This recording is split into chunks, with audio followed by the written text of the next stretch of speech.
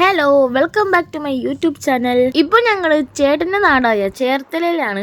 ഞങ്ങൾ ചെന്നത് രാത്രിയിലാണ്. വീട്ടിൽ ചെന്നപ്പോഴാണ് അമ്മ പറയുന്നത് അർത്തുങ്കൽ പള്ളിയിൽ ഉത്സവം നടക്കുകയാണെന്ന്. ഉത്സവം തീരുന്ന ദിവസമാണ് പോകാൻ ഒരുങ്ങുന്നത്. അതുകൊണ്ട് നല്ല തിരക്കുണ്ടായിരിക്കും. പിന്നെ ഈ ഒരു വീഡിയോ എടുത്തിട്ട് ഇപ്പോൾ ഒരുപാട് ദിവസങ്ങളായി.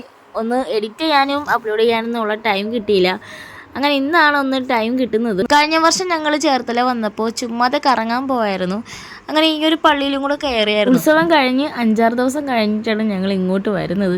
അന്നേ ഞാൻ വിചാരിച്ചതാണ് ഉത്സവത്തിന് എന്തായാലും ഇവിടെ വരണമെന്ന്. ഏറ്റവും വലിയൊരു ഭാഗ്യം എന്ന് പറയുന്നത് ലാസ്റ്റ് ദിവസമെങ്കിലും വന്ന് എത്താൻ പറ്റിയെന്നാണ്. അങ്ങനെ ഞങ്ങൾ പള്ളിയിലെത്തി. ലാസ്റ്റ് ദിവസം ആയതുകൊണ്ട് നല്ല തിരക്ക്.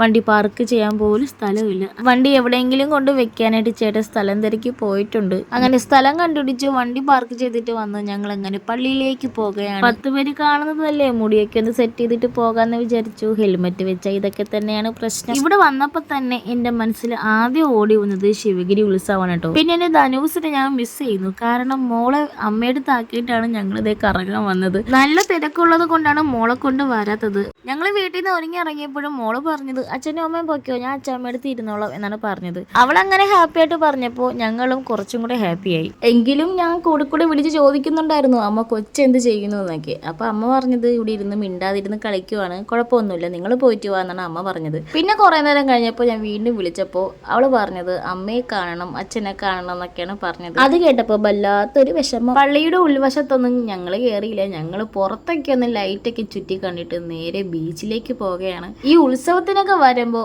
എൻ്റെ മനസ്സിൽ പെട്ടെന്നൊരാഗ്രഹം വരും കേട്ടോ, ഇതിലൊന്ന് കയറണമെന്ന്. കാരണം ഇതുവരെ ഇതിൽ കയറാൻ പറ്റിയിട്ടില്ല. കാരണം നമ്മുടെ കയ്യിൽ ധനൂസ് ഉണ്ടായിരിക്കും, അതുകൊണ്ടൊന്നും കയറാൻ പറ്റിയിട്ടില്ല. ഇപ്പോൾ മോളില്ലല്ലോ, മോള് വീട്ടിലല്ലേ, അതുകൊണ്ട് കയറാന്നുള്ളൊരു പ്ലാൻ ഉണ്ട്. ഇൻസ്റ്റയിൽ സ്റ്റോറി ഇടാനായിട്ട് ഇത് പെട്ടെന്ന് തന്നെ കൈകോർത്ത് നടന്ന വീഡിയോസ് എടുക്കുകയാണ് കേട്ടോ. എന്തായാലും സ്റ്റോറി ഇടാനായിട്ടൊരു വീഡിയോ ആയിട്ടുണ്ട്.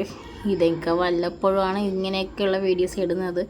അങ്ങനെ ഞങ്ങൾ ബീച്ചിലെത്തി. കുറേ നേരം ബീച്ചിലേക്ക് നോക്കി നിന്നു. തിര കുറവാണല്ലോ, തിര കൂടുതലാണല്ലോ, അങ്ങനെയൊക്കെ പറഞ്ഞ് ഇങ്ങനെ നോക്കി നിന്നു. എനിക്കാണെങ്കിൽ കടലിലേക്ക് ഇറങ്ങാൻ നല്ല ആഗ്രഹമുണ്ട്. ചേട്ടൻ വരുന്നില്ലെന്ന് പറഞ്ഞു.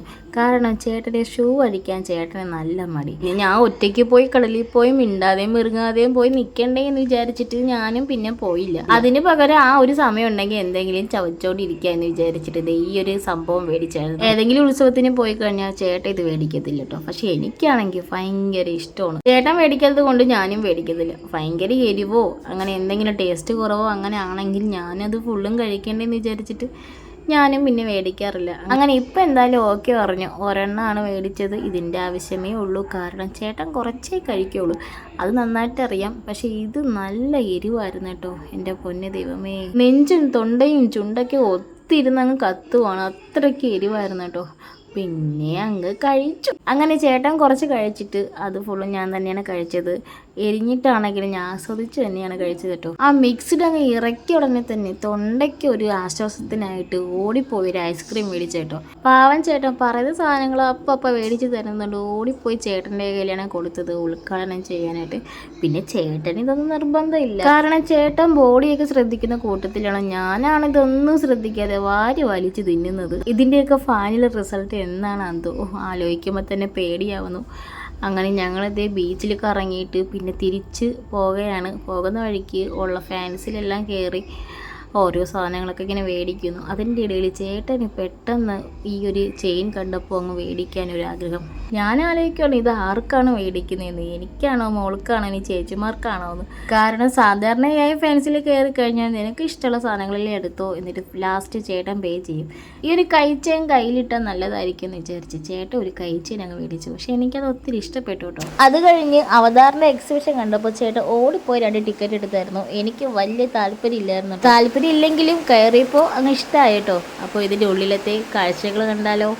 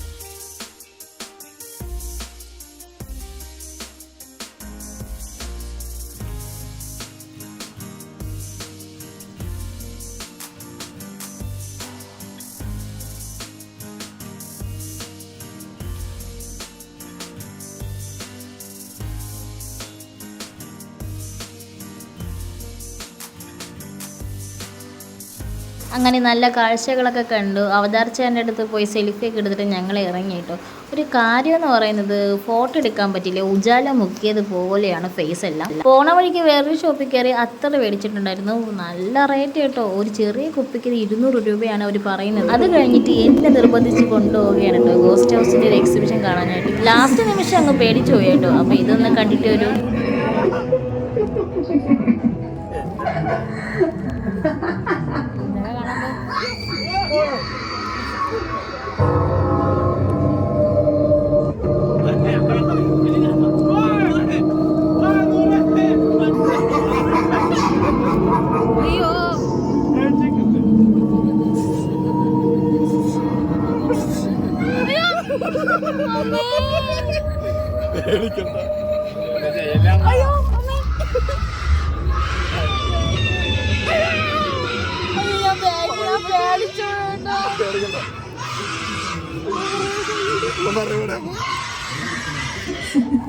ഇവിടെ വല്ലതും ഉണ്ടോ?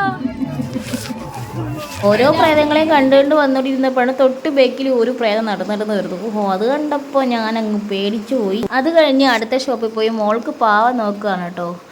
പൊടിയും അത്ര ക്വാളിറ്റി ഇല്ല. അങ്ങനെ ചേട്ടൻ പറഞ്ഞു പുറത്തുനിന്ന് നല്ലൊരു പാവ മേടിക്കാം. പിന്നെ ഇവിടെ തന്നെ കുറേ ചെരുപ്പുകളുടെ കളക്ഷൻ ഉണ്ടായിരുന്നു. അങ്ങനെ ചേട്ടന് അമ്പലത്തിൽ ഇട്ടുകൊണ്ട് പോകാനായിട്ട് ഒരു ചെരുപ്പ് മേടിച്ചായിരുന്നു.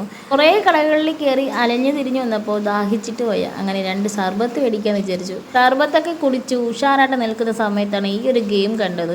അങ്ങനെ കുറേ നേരം അവിടെ നിന്നു. ആൾക്കാർ ഇങ്ങനെ എറിഞ്ഞിടുന്നത് കണ്ട് ആസ്വദിച്ചുകൊണ്ടിരുന്നു.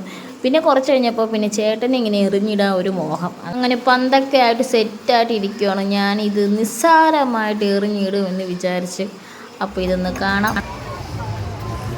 നിസ്സാരം നിസ്സാരം നിസ്സാരം നിസ്സാരം നമ്മളെ കൊണ്ട് പറ്റും ഒന്നുകൂടെ നിസ്സാരം.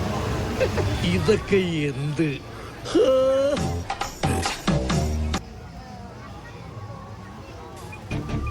ചേട്ടാ അപമാനിച്ചു കഴിഞ്ഞെങ്കിൽ ഞാൻ പോയിക്കോട്ടെ. അങ്ങനെ അത് കഴിഞ്ഞിട്ട് ഇതേ ഈ ഒരു റൈഡിലേക്ക് കയറാനുള്ള ഒരു പ്ലാനാണ്. ചേട്ടന് നല്ല പേടിയാണ് കേട്ടോ. പക്ഷേ എനിക്ക് പേടിയുണ്ടോ എന്ന് വെച്ചാൽ പേടിയുണ്ട്, പക്ഷെ പേടിയില്ലെന്ന് വെച്ചാൽ പേടിയില്ല. അങ്ങനത്തെ ഒരു മൈൻഡ് സെറ്റാണ്. പാവം എൻ്റെ ചേട്ടൻ എൻ്റെ നിർബന്ധത്തിൽ വരികയാണ് കേട്ടോ. ഞാൻ ഒരുപാട് വട്ടം ചോദിച്ചു ഓക്കെ ആണോ എന്നൊക്കെ. അപ്പോൾ ചേട്ടനും പറഞ്ഞു ഓക്കെ ആണ്, പക്ഷെ ഓക്കെ അല്ല എന്ന് പറഞ്ഞു. എന്നാലും വാ നമുക്ക് കയറാൻ നിൻ്റെ ആഗ്രഹമല്ലേ എന്ന് പറഞ്ഞു.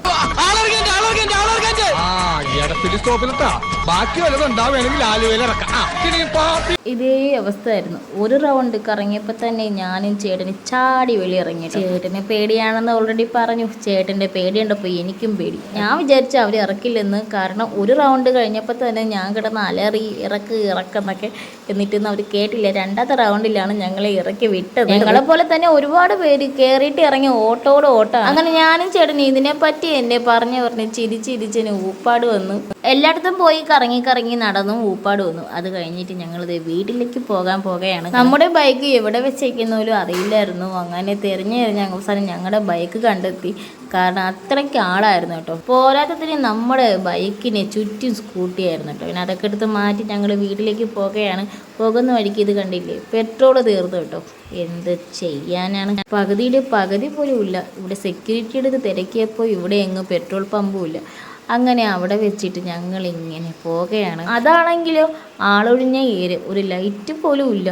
പെട്ടെന്ന് തന്നെ ഒരു ഓട്ടോ കിട്ടി. ഞങ്ങൾ പെട്രോൾ പമ്പിലേക്ക് പോവുകയാണ്. ഇവിടെ നിന്ന് കുറച്ച് ദൂരമുണ്ട് പെട്രോൾ പമ്പിലേക്ക് പോകാനായിട്ട്. അടുത്തെങ്ങും ഇല്ലെന്നാണ് ആ സെക്യൂരിറ്റി പറഞ്ഞത്.